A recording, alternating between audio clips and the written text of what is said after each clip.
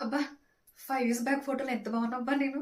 ఎంత సన్నగా ఉన్నాను అని ప్రతి పెళ్ళైన అమ్మాయి మనసులో ఇద్దే అండి స్క్రోల్ అవుతుంది. చూపించుకొని చెప్పుకుంటాం. మళ్ళీ సన్నగయిపోతే బాగున్నబ్బా అని ఏవో ట్రై చేసేస్తాం.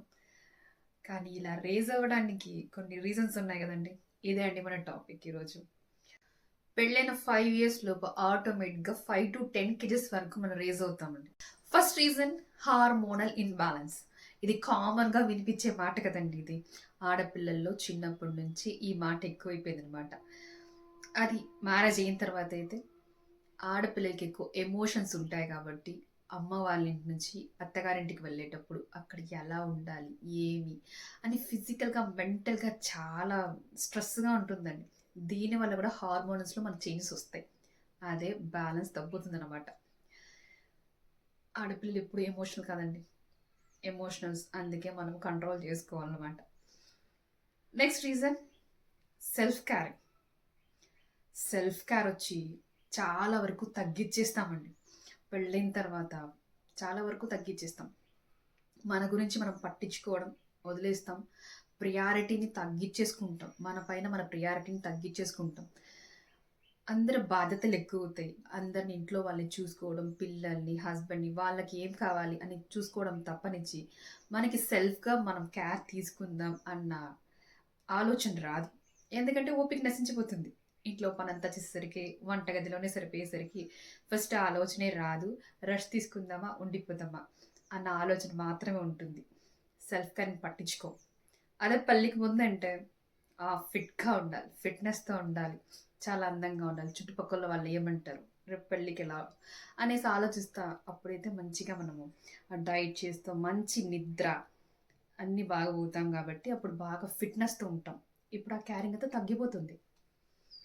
నెక్స్ట్ రీజన్ ఫ్రిడ్జుల్లో పెట్టి మిగిలిపోయిన అన్నాలు తినడం. ఇది ప్రతి ఒక్క అమ్మాయి పెళ్ళైన అమ్మాయి చేస్తుందండి. ఎందుకంటే అన్నాన్ని వేస్ట్ చేయకూడదు, పారేయకూడదు.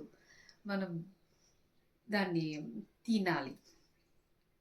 ఎందుకంటే వేస్ట్ అయిపోతుంది అని ఎక్కువ మంది చేసే పని ఇదే అండి. అందరూ చేస్తారు. నేను కూడా చేశాను.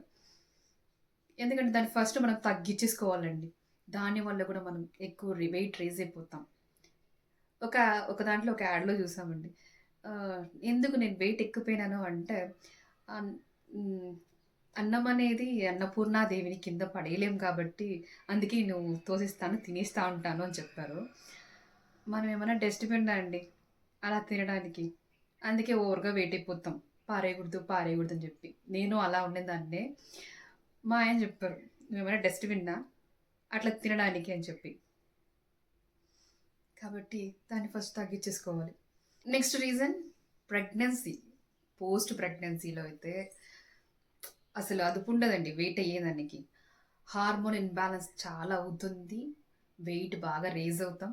దీంతో పాటు మన ప్యాంపరింగ్ ఎక్కువవుతుంది. అమ్మ వాళ్ళు, అత్తయ్య వాళ్ళు, "అబ్బా!